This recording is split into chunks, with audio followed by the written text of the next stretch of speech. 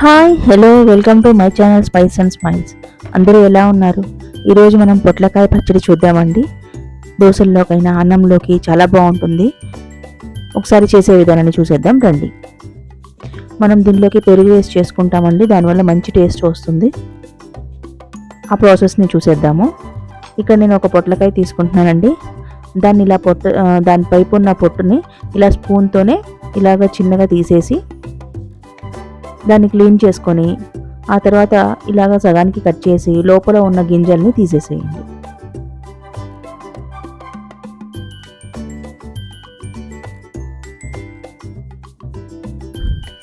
ఇప్పుడు చిన్న చిన్న ముక్కలుగా కట్ చేసేయండి.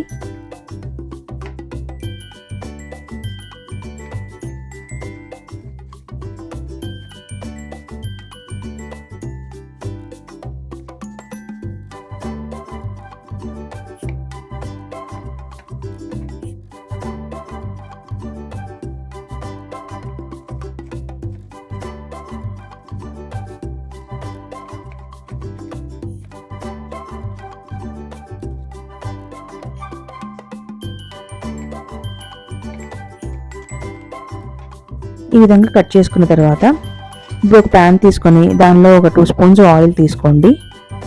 ఆయిల్ బాగా హీట్ ఎక్కిన తర్వాత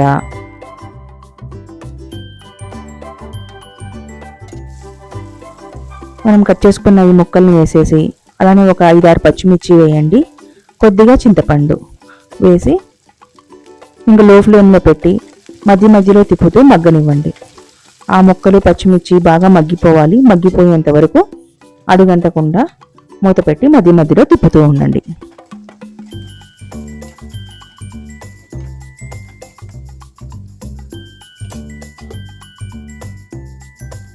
ఇలా బాగా మగ్గిన తర్వాత ఇంకా స్టవ్ ఆపేసేయండి. బాగా చల్లారనివ్వండి.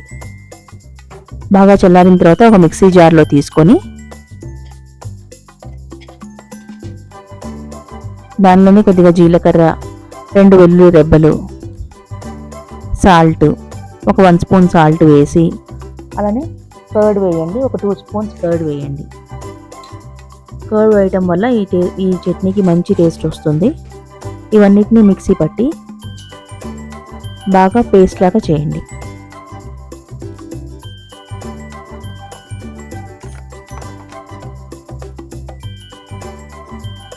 ఇప్పుడు దీనికి మనం పోపు పెట్టుకుందాము.